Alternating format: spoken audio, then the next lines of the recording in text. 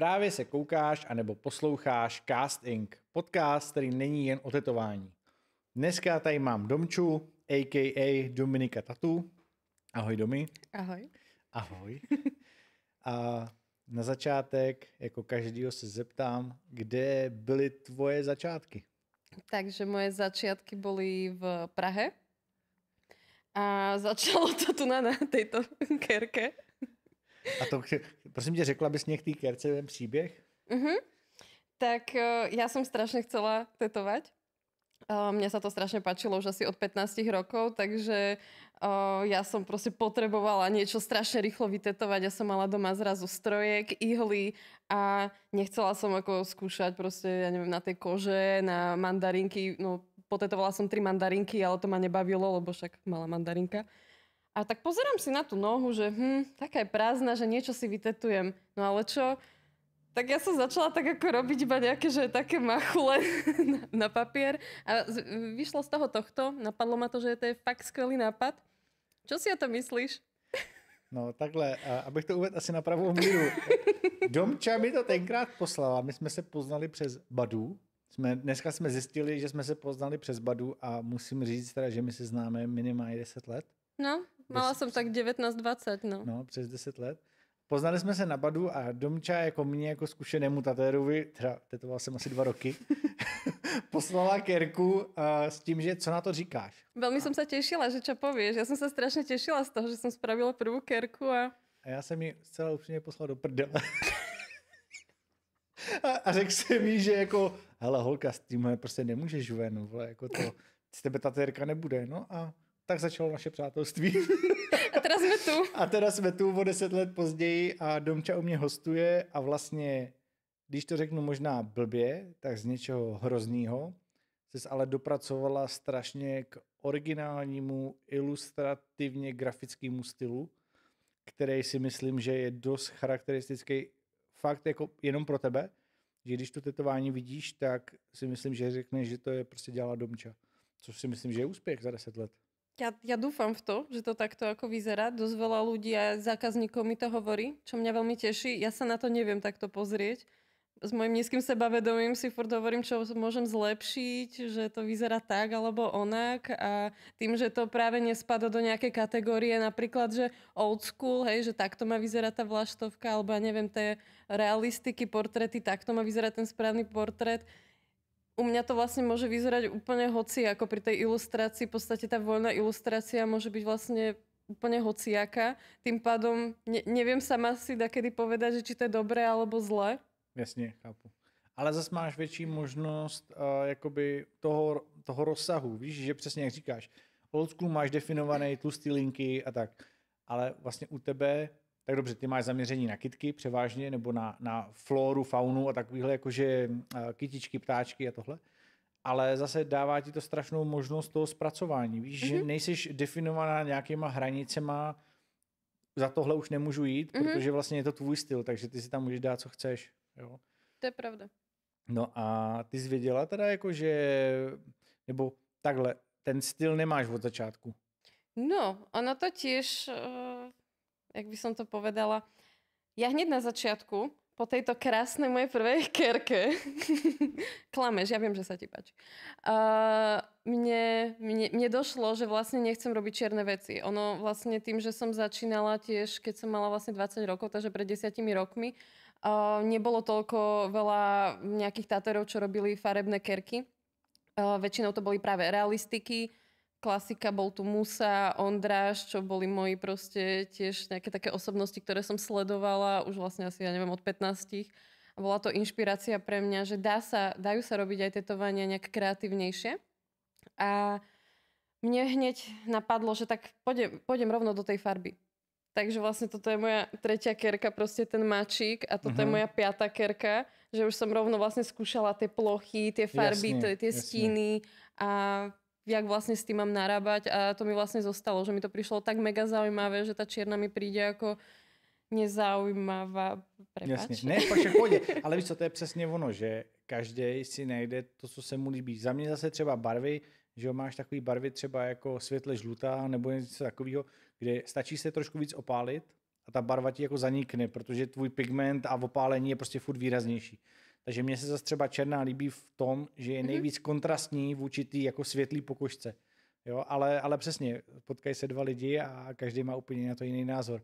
Jo, zase je super, že jsi našla jakoby ten styl tak na začátku, protože třeba já vím, že já nějaký svůj styl, rukopis, jako možná hledám furt, ale takový to, co mi to trošku definovalo, tak to byly takový ty skicovací čáry nebo obličeje bez očí a tak. Ještě než se to stalo jako nějakým hitem, nebo že to dělá každý, tak mě to trvalo třeba 7 let, víš, se k tomu dopracovat. A ty vlastně zvěděla na začátku, že vlastně chci dělat barvy a chci dělat něco jako abstraktnějšího, což je strašně ti to jako zkrátilo tu cestu na jednu stranu.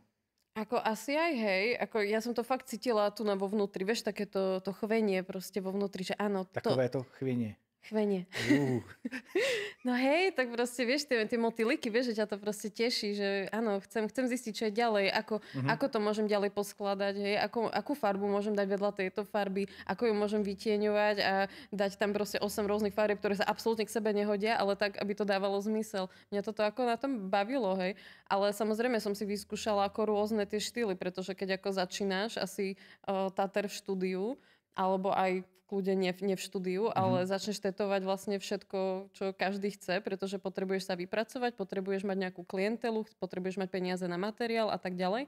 Takže som vlastne skúsila ako dotvork, ten ma strašne bavil, vlastne čierne ilustrácie, kde sa tieňovalo tým dotvorkom, to ma veľmi dlho držalo a vlastne som pri tom nejak aj chcela zostať, ale nemala som zákazníkov na to.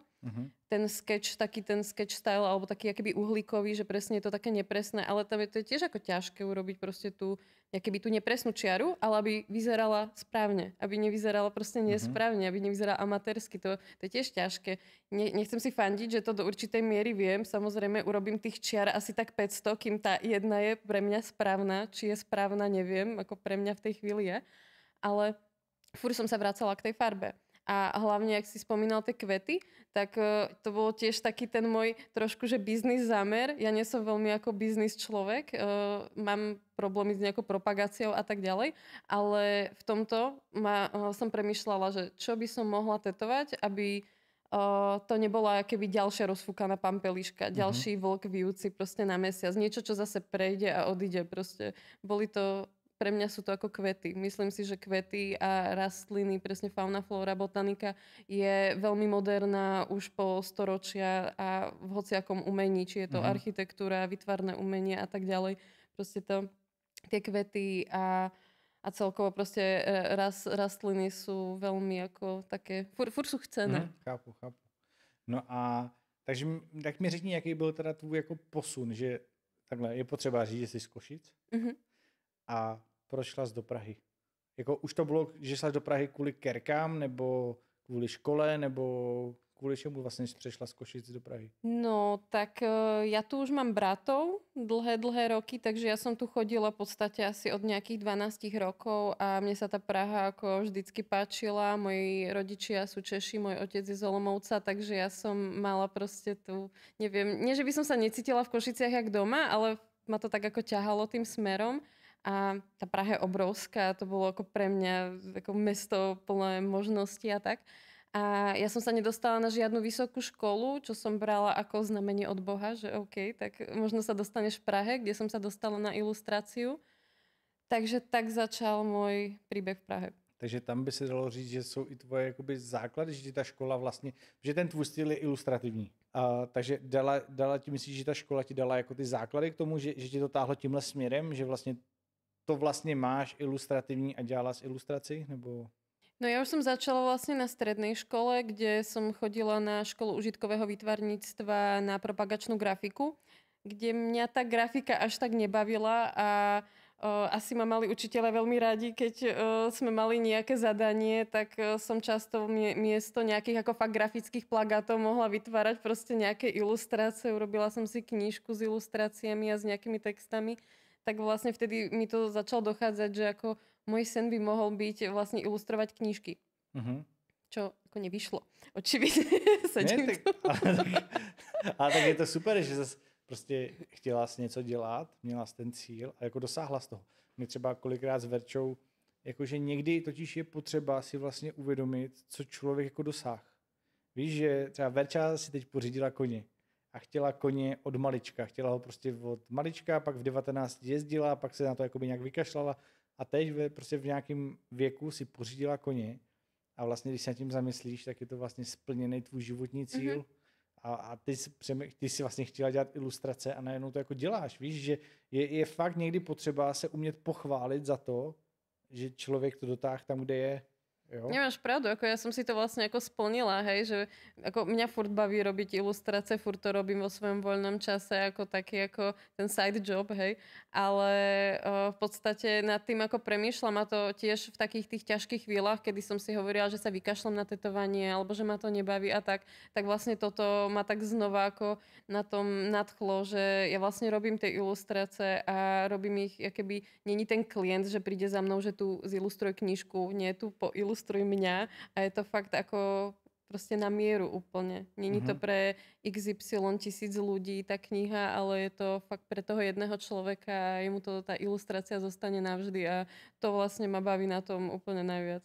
A ty jsi zmínila to, že přemýšľala, že bys přestala tetovat? Veľakrát. No ono to malo viaceré keby fázy, alebo jak to mám povedať. Ako bolo to viackrát. Prvýkrát to bolo po roku a pol, čo som tetovala, kedy vlastne som mala pocit, že mi to absolútne nejde. Akože absolútne, že sa nikam neposúvam, furt to vyzerá na hovno, furt sú proste ten whip shading je zlý, furt tie tiene sú nič moc, nechodia mi zákazníci s nápadami, ktoré ja chcem. To, čo ja robím, ako dávam na internet, čo chcem robiť, nikto nechcel.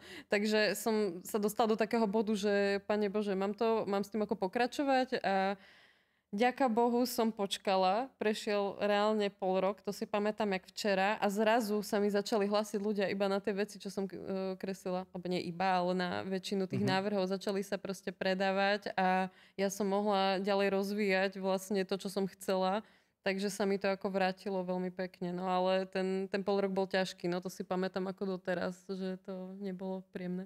No dobře, takže už jsme v Praze, už hledáš studio. Jaký bylo tvoje první studio a měla jsi tam nějaký pohovor, nebo jak ses vlastně k tomu místu ve studiu, když vlastně začínala tetovat, neměla jsi ještě jméno, takový, aby ti to prosadilo, že v tom studiu, aby to studio si řeklo, hele, my tě chcem, nebo to, tak kde jsi začínala? Takže ako každý som začínala doma. Ale nechcela som si tam pozývať cudzích ľudí ako kamarátov v pohode, ale potom už to začalo byť také ako nepríjemné, takže dostala som super nápad, že si budem prenajímať nejaký ateliér. Dostala som sa do kontaktu s nejakými babami z nejakej šiacej dielne alebo čo si oni tam šili a ja som tam vlastne po práci po nociach chodila tetovať furt len kamarátov alebo ich nejakých kamarátov, takže nikoho ako extra cudzieho. A už som tam začala presne robiť tie farebné kerky, také tie ilustrácie, čo doteraz väčšinu tých kerok mám rada. Viem, že ešte existujú a viem, ako vyzerajú a nevyzerajú tak zle, jak tá noha. Jak ten drahokam? Teda kámen. Takže s týmito kerkami som začala obopisovať štúdia. To by mě zajímalo právě, jakože jaký studia jsi obepsala, jestli bys třeba vyloženě jako mohla jmenovat? Byly to nějaký takhle, byly to nějaký větší studia v Praze, jakože zkusila jsi prostě rovnou do těch třeba lepších v té době, protože já třeba vím, že pro mě kdysi bylo třeba Tribo, bylo strašně jako top studio.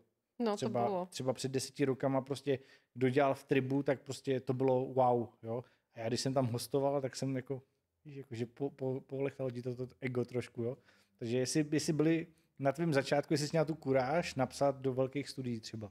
No, až do Triba nie. Ja som vlastne všeobecne moc kuráž nemala. Ja som napísala na inzerát do Body Gallery v Bratislave, pretože oni vtedy hľadali nejakého tatera. A potom som napísala do Johnny the King na inzerát. To mi něco říká. Slyšel jsem, že majitel je strašnej. Zdravíme, Tome. Ahoj. No a tam to teda vyšlo. No, oni myslím, že tiež vyhodili na Facebook, myslím, že hľadajú tatera, takže som im napísala a oni ma zavolali na pohovor za 2 týždne, kde som bola akože maximálne nervózna, ako maximálne. Ja som že tam asi... Tomáš byl určite nahatý u toho. Našťastie nebol, Tak to je zvláštní. ale Juro bol. No ale, no a zase, když jsem tam dělal pohovor já, tak byl Tomáš nahatej a Juro Oni byl sa striedajú, vieš, záleží. Tak ten zlej a hodnej Polda. Neviem, ktorý je zlý a ktorý dobrý. Vždycky ten nahatej vždycky zlej. No. Ne, je potřeba říct, že my s Tomem máme bratrské vztahy, máme společné tetování a myslím si, že s Domčou oba dva jsme tam zažili strašně super jako roky, takže to neberte vůbec nějak ve zlým. My s Tomášem to myslíme jenom v dobrém. Keby sme si nespravili žiaden vtipek, ja si myslím, že by sa urazil. Jo, přesně. My když si voláme, tak já třeba reálně Tomáše nemůžu mít na hlas. Protože jako když jsem třeba mezi rodičema, tak my si hnedka řekneme nazdar, ty jo, co máš na sobě, ty a já vždycky, ty kráso, ještě, že tě nemám na hlas, víš, jako že to, takže já myslím, že Tomáš to pochopí. Ale tam jsme se vlastně poznali, že jo? Tam jsme se vlastně poznali a to bude těch 10 let. No, to bude úplne v ich prvom priestore vlastne, kde som išla na ten pohovor. A vlastne, čo si myslím, že úplne prelomilo tie lady, bolo, keď sa ma opýtali, že skade som, a ja, že z Košíc. A Tomáš z Popradu, Juro z Ružomberka, takže hneď, že no tak víno, tak sme si cinkli s vínom a no kedy nastupuješ, no. Takže to bolo veľmi rýchlo, ako za mesiac už som tam vlastne s nimi sedela. Ale já si myslím, že třeba zrovna u kluků tě to strašně vystřelilo. Jakože, jak dlouho jsi tam byla? 2,5 roka. 2,5 roka jsi byla jako u nich a já si myslím, že během toho 2,5 roka jako schytla strašný hype. A samozřejmě je to tím tvým stylem, není to jako, že sam nebudem to házet na studio, že díky studiu, ale jako, že tím, že ti dali tu šanci, tak ti to strašně vystřelilo a já třeba jako na to, jak jsem tě zhejtoval ten kámen na noze. No bylo to vtipné, potom se stretnout v studiu, že jo, čau. Já jsem se ani nepamatoval, že jo. Já jsem ani nevěděl, že to byla ty. Když byla teda u kluků v Johnny the King, tak jaký byly tvoje první kerky? No, velice zajímavé. Myslím, že Tomáš sa zasmeje teraz, keď to bude počuť, pretože ako doteraz si raz za čas pošleme navzájom moje prvé tetovania, ktoré som robila.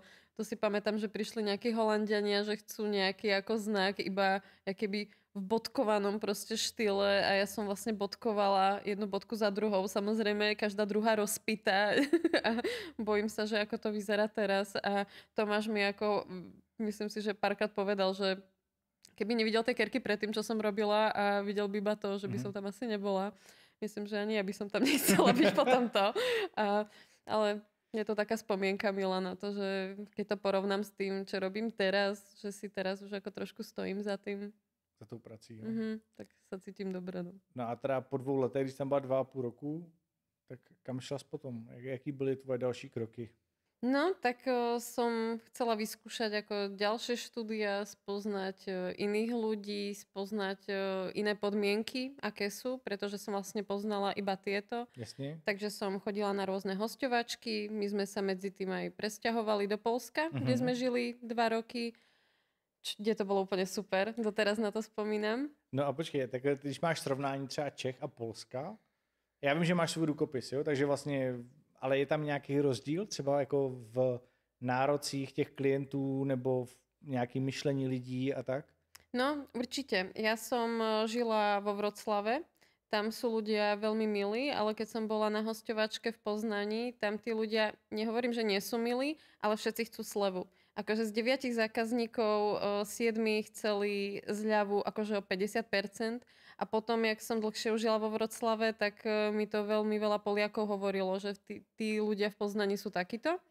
Takže tam už som ako na tú hosťovačku nechcela ísť. Všeobecne tie ceny za tetovania sú oveľa menšie a tá kvalita tých tetovaní mi príde oveľa vyššia ako v Čechách.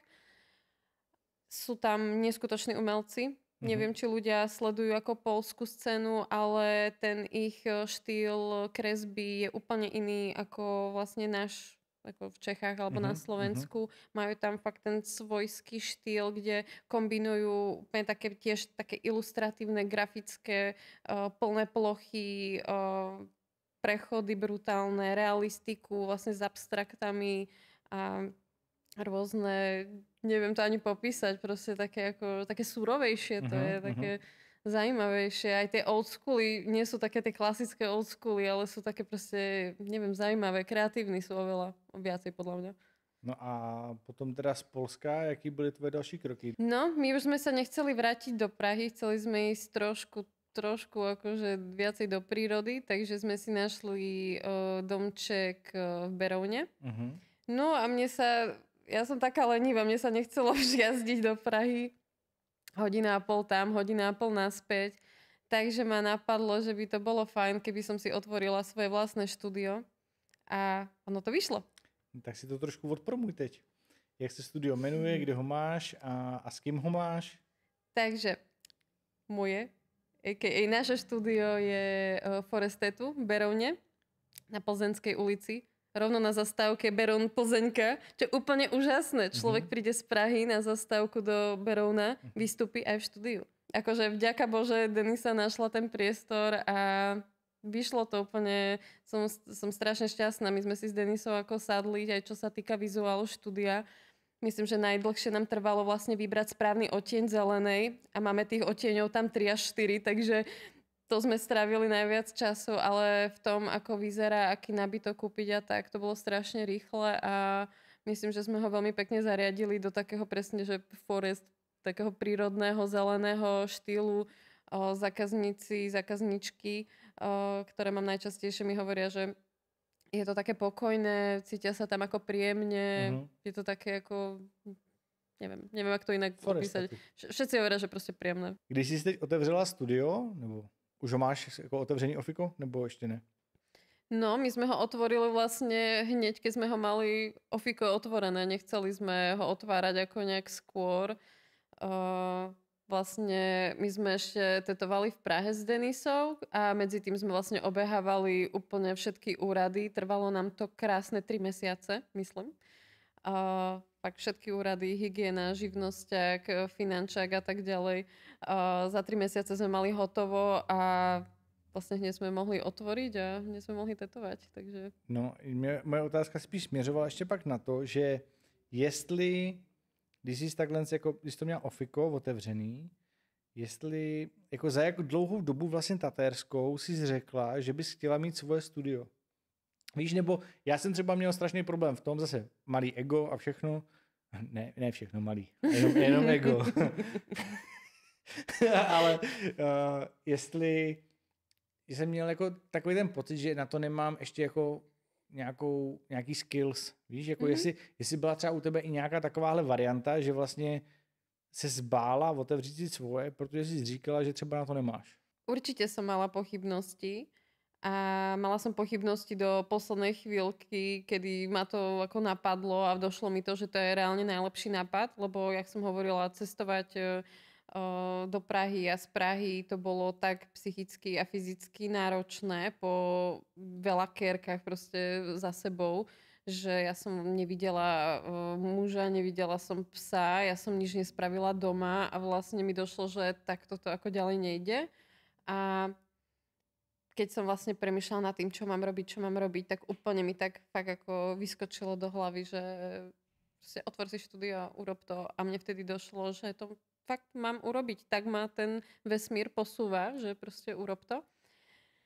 Takže mi to prišlo jak najlepší nápad a vtedy všetky tie pochybnosti odišli, pretože som tomu uverila, že to je to, kam môj život má smerovať a pochybnosti boli fuč. Ne, já si myslím, že totiž je strašně super i to, že to vlastně řekneš jako otevřeně. Víš, že já jsem měl nějaký obavy, i ty jsi měla obavy, že ani jeden jsme neměli takovýto 100% ego, že na to máme ty skills a tak. A je fajn, aby to slyšeli třeba ty mladí tatéři. Víš, že taky už jsme to xkrát probírali. Spoustu lidí tady z rekvalifikačních kurzů odejde a hnedka si otvírá svoje studia. Ale prostě to by to trvalo 9 let, mně třeba 7, 8. A prostě i tak jsme si řekli, že na to nemáme koule, víš, třeba, nebo báli jsme se toho. A prostě někdo odchází z rekvalifikací a jako na jednu stranu já mu závidím, že má takový koule si otevřít ja prostě som to studio. povedať, že, víš, jako, že kolikrát je to závist, že ten člověk vlastně nemá zábrany a prostě řekne si, hele, tak já si otevřu svoje. Když děláš hodně ty barvy, nebo vlastně primárně děláš barvy, tak co říkáš na ty nový barvy? Ty, co splňují ten reach, jsi s tím spokojená, nebo jaký na to máš názor? Protože mě třeba říkalo spoustu lidí, co dělá barvy, že jim nevyhovují. No, ja s tým nie som úplne spokojná. Ja som si ich začala kupovať vzhľadom k tomu, že sme mali tiež nejaké kontroly v štúdiu. Hovorila som si, že či mám fúr lpieť na tých starých farbách a v schovávacích šuplíčkoch a dúfať, že sa nikdy neprestanú vyrábať a nikdy ich neprestanú mať v obchodoch. Neviem, či nastane ten moment, alebo kedy nastane ten moment, že ich proste v Eurotattoo Supply už nenájdem. A začala som si preto kupovať prevažne tie nové farby.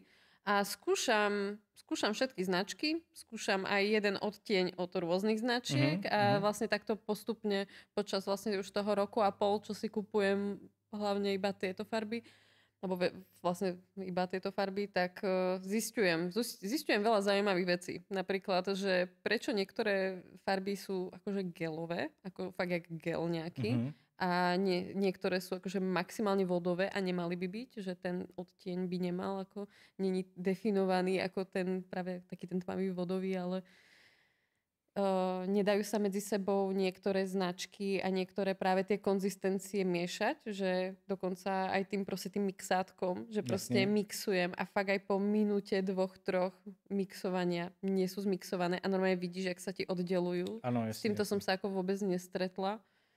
Alebo, čo som ti tiež hovorila včera pri jednej farbe, ktorú som tieňovala pomocou bielej do úplne svetlých odtieňov, tak vlastne počas 2 dní na tom tetovaní tá farba zmizla a zostala tam iba čisto biela.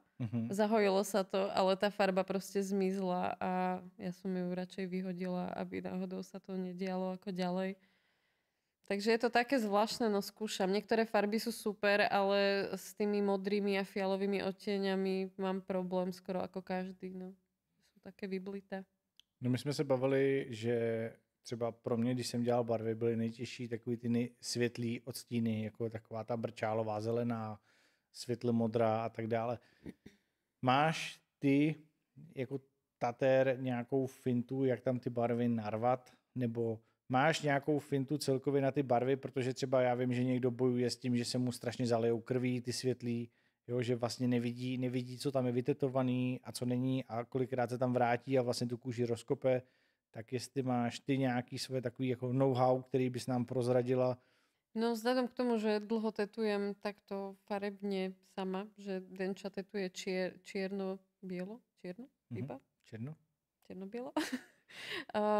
Tak neviem, nesledujem ostatných ľudí s tým, že som aj prestala chodiť na hostingy a tak vlastne sa nekúkam pod ruky ostatným, čo keď som začínala, to bolo super, to určite odporúčam aj ostatným, keď vlastne začínajú tetovať v štúdiách, určite proste chodiť na hostingy a sledovať, alebo na Tattoo Convention nechodia ľudia, presne tam môžu odsledovať si tú techniku tou rukou, sledovať jak farby a tak, mne to veľmi pomohlo, ale teraz už vlastne som taký ten domasetko, takže ja iba idem do štúdia si otetovať a vyvenčiť psíka.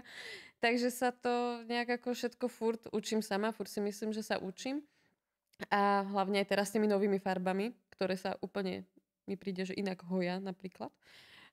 Tak čo sa týka takých svetlých farieb, hej, napríklad vôbec také svetlé farby nepoužívam na ľudí, alebo na ľuďoch, ktorí sú opálení, alebo ja väčšinou tetujem ženy, takže na ženách, ktoré sú opálené. Proste bohužiaľ svetlo ružová ako ani proste svetlo modrá. Ešte tie zelené tóny by sa relatívne dali, ale taká svetlo zelenkáva vôbec, hej. Takže na toto si dávam pozor. Potom ďalšia vec, ako čo furt hovorím o tom, ako to vyzerá po záhojení, ešte sa dostanem k tomu krvácaniu, tak potom záhojenie, aby tá farba vôbec bola vidno, hej, čo je podľa mňa proste ako to je svetlo tyrkysové na opálenej koži, to nevyzerá pekne, je to také neprirodzené, skôr to vyzerá ako nejaká modrina alebo niečo také, takže to sa snažím toho človeka akože odradiť od toho a im aj ukazujem fotky, jak to vyzerá, že mám uložených dosť veľa svojich zahojených tetovaní, s ktorými ja osobne nie som spokojná, ale urobila som ich na základe klienta, že ich chcel. Hej. Takže to môžem ukázať, že takto to vyzerá, keď to je zahojené. Ja osobne to si nemyslím, že to je ako kvalitné, ale ten človek to chcel, urobila som to, dám mu na výber. Že pokiaľ to naozaj chceš, ja ti to urobím, ale ja už si za tým ako tater nebudem stáť, že to je ako najlepšia možnosť. Hej. Takže ja sa vždycky snažím im ukázať akýby tú paletu tých farieb, ktorá sa im hodí na I ich pokožce. pokožku, hej. Že včera napríklad, jak si mohol vidieť, tak zákazníčka mala úplne svetlú pokožku a ja som sa tam mohla hrať vlastne s rôznymi odtieňami modrej, čo je úplne super. Ale keď mi príde proste už nejaká snečia, že má viac do oranžová, do žltá pokožku, alebo je úplne, že tmavá, tam už vlastne sa nedá hrať s tými odtieňami vôbec. Dá sa tam hrať s tými tmavými, ale nie s tými svetlými. Čo sa týka vlastne toho krvácania, tak ako pre mňa úplne najlepšie, aby vôbec nepili predtým, nepili kávu, nepili čierny čaj, nepili ten alkohol, to som vravela, aby boli vyspaní, najedení, aby veľa pili vody čistej, aby jedli proste ovocie, nejedli proste nejaké fast foody, aby proste tá životospráva v tých pár dní pred a v ten deň bola úplne proste najlepšia, akú môžu mať. To určite pomôže. Určite pomôže aj ja fakt, jak tetujem tie ženy, tak im tiež prizvukujem ten cyklus ich, aby proste prišli v ten správny čas a nie keď to dostanú a tak. A už to mám trošku v ruke, že keď to proste krváca, tak to tak nechám. Hej? A keď mám ten pocit, že to tam proste nejde, tak to tam nechám. A počkám. A radšej idem robiť na inej veci. Alebo keď už je to, že to boli posledné tie farby, tak si dáme pauzu 10, 20, 30 minút v kľude a pozriem sa na to. Radšej, ako by som to mala úplne rozdrbať na sračku s prominutím, lebo potom zbytočne, aj tak to vypadne, potom zbytočne sa to bude hojiť dlhšie a bude to zjazvené. Pomohla som ti nejak? Si myslím, že nie. Čo? Ne, pohodě. Ale jsem rád, že to řekla do videa aspoň. Třeba to někomu pomůže. Třeba včera jsi tady u mě dělala strašně velkou kerku. Máš i problém s klientama, že třeba to nevydržej? Nebo se dá říct, že 95% lidí jako doopravdy vydrží odlok té kramenu v těch barvách, že on to zabere čas, přesně to jedeš pomalu, snažíš se tam jakoby narvat tu barvu, aby vlastně tam zůstala, aby se jako po zahojení jako nezmizla. Tak máš třeba problém s tímhle, protože třeba i já u nějakých realistik, kde tetuju třeba 5-6 hodin, už mám problém, že na konci lidi jako kroutějí se a bolí je to a takhle. A včera dělala, já nevím, pomalu, já nevím, klientka přišla v 11, končila v 7. No určite, ako keď som tetovala v Prahe, tak si to akože, nechcem tak povedať, to poprvé, čo ma napadlo, že si to dovolili častejšie vlastne, tak to narábať s tým časom, že si proste povedali, že už nevládzem, nechcem to, tak si povedali, že proste idú domov, necháme to na budúce. Snažím sa aj tie tetovanie takým robiť spôsobom, že keď mi povedia náhodou fakt polke, dajme tomu, že proste nevládzem, nedávam to, tak aby som potom nebola ja v strese, že ako to budem znova naliepať a tak ďalej. Samozrejme, ja počas toho procesu sa ich to pýtam. Pýtam sa ich to úplne na začiatku, keď viem, že proste budeme robiť niečo strašne veľké, hej, tak pýtam sa, zvládneš to na prvýkrát? Ja už sa ich to pýtam vlastne počas tej komunikácie, vlastne cez internet, hej, cez tie sociálne siete sa ich pýtam, že chceš 1 termín, 2 termíny, chceš 3, a niekedy mi napíšu, chcem 1, zvládnem to určite na 1 krát. Teraz, jak som v Berovne a už za mnou musia ako dojíždeť a chodia za mnou ľudia akože z celej Českej republiky, aj zo Slovenska a nie len zo Slovenska, aj zo zahraničia.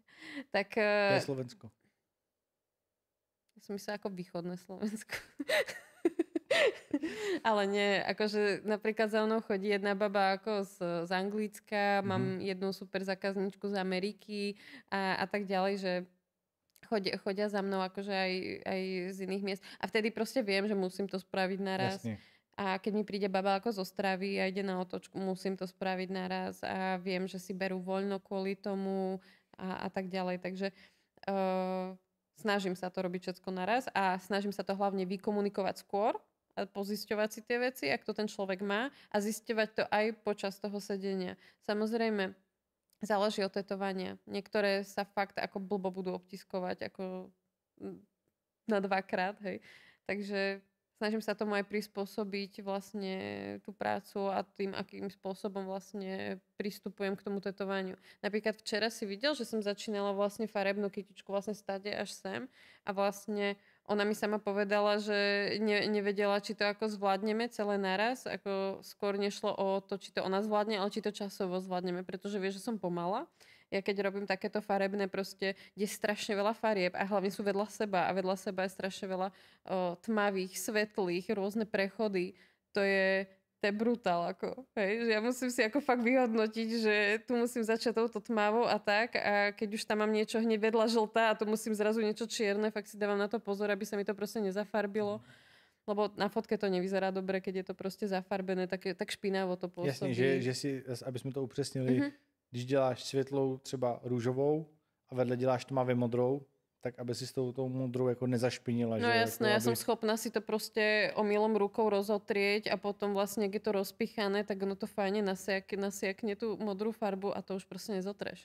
Ono po zahojení tam třeba není. Není, ale že ale ona se nedostane do té hloubky, ty pokožky. Ale... Iba na tom povrchu to jo, je, no. jo. Ale proste už na fotku to není. Už to vyzerá proste blbie. A ja ako nejdem si teraz retušovať proste tam ako fliačik modrej. Jasne. Ako, mne nevadí, keď vidno krv na fotke, hej, ale vadí mi, keď tam proste je to zašpinené. Ani dobre to podľa mňa nevyzerá ako u toho klienta. Keď sa mi to náhodou niekedy stane, tak ja to hneď poviem, hej, že hele, tu sa mi to ako zašpinilo, pretože som to ako zotrala, som tam ešte musela dať čo urobiť. Našťastie sa to nedeje často, ale snažím sa to fakt robiť proste od tej najtmavšej po najsvetlejšiu, aby proste som to mala proste hezké. No. Odpovedala som ti, alebo už neviem, čo si sa otázka. pýtal. Ty si mluvila docela dost dlouho, takže ja si nespomínam. Áno, už viem s tým časom, že keď mi povedia, že na... No tak to odpověděla. Hej, okay. No, v současné době, když k tobě chce klient na kerku, tak jak dlouho čeká? No, tak momentálne termíny mám taký ten srpen, záhří a ďalšie mesiace, v kľude až do konca Vianoc, to není problém. Ja to mám teraz akože tak pomenej, jednak ako zdieľam menej veci na Instagram, tudíž nejdem tak ako vysoko hore proste s číslami, čo mi vyhovuje, pretože sa budem sťahovať a budem mať veľmi veľa roboty okolo domu a tak ďalej. Takže ja som spoko a bude to také pomalšie, no. Že napríklad návrhy neposielam vôbec. Ja ich rada riešim vlastne na mieste. Keď idem takto napríklad na hosťovačku, jak teraz, tak som ich včerajšiu som poslala, pretože to bolo veľmi veľké a nechcela som to ešte ako nejak prerábať. Hej, dnešnú som proste neposlala, to sme riešili na mieste. Stačilo proste 20 minút ako konzultácie a mali sme hotovo. No a ja vlastne aj tú včerajšiu kerku som nakreslila akože za 3-4 hodinky, takže ja viem to nakresliť aj v podstate za deň. Takže kebyže mám čas a mi napíšeš a ja viem, že budúci týždeň proste pondelok mám voľno, tak v pohode sa môžeme dohodnúť, lebo koľkokrát sa stane, že niekto vypadne, choroba, deti, práca, odíde ti pračka, auto sa posralo. Tak vždycky sa tie termíny uvolnia, nájde sa ako aj nejaký voľný, takže... Když to ukazuješ ale v ten den tomu klientovi, tak máš nějakou, kdybys to mohla říct procentuálně, takovou tu jako nespokojenost s tím návrhem, nebo vždycky se nějak domluvíte, nebo stalo se ti prostě někdy, že někdo přišel, viděl to a řekl, tohle nechci? No, určite sa mi to stalo, že som sa ako netrafila. Napríklad aj tej včera vlastne, ja som jej to posielala dopredu a ja som úplne zle pochopila jej opis. Ona mi slovne napísala umiestnenie a ja som to pochopila, že náhrudník, takže ja som jej vytvorila úplne taký obrovský pís, proste náhrudník s tým, že by sme začali iba jednu stranu. No ona mi napísala, že to som úplne ako zle pochopila, že sa mi ospravedlňuje a museli sme si to vysvetliť. Hej. Takže niečo také by sa reálne stalo, ako keby prišla akože za mnou a riešime to osobne. Percentuálne ti povedať neviem. Môžem povedať, ako ja neviem, jeden z 10 zákazníkov mi povie, že trošku inak, alebo možno to možno je málo, alebo jeden z 20. Není to. Väčšinou ja musím meniť farby. Nemením kompozíciu. Niekedy, že musím zmeniť kvietok. To sú väčšinou tí ľudia, ktorí mi napíšu, že chcem rastlinky, chcem kvietky. A aké sa ti páčia? Ja neviem. Niečo vymyslí. A mi povedia, chcem to na ruku, hej. Mne to nevadí. Ja rozumiem, že nie každý sa vyzná v kvietkoch, hej, a že niekoho to baví sa proste dívať na to na telefóne. Takže ja som s tým v pohode, takže väčšinou mením, aké býva také detaily, že kompozične je to furt rovnaké, a len tam vlastne zmeníme iba proste druh kvietku, že miesto rúžových proste lupinkov sa tam dajú proste, ja neviem, proste chrpové, modré a tak ďalej, hej. Tak Domi, já ti moc děkuju, že jsi byla u mě na hostingu.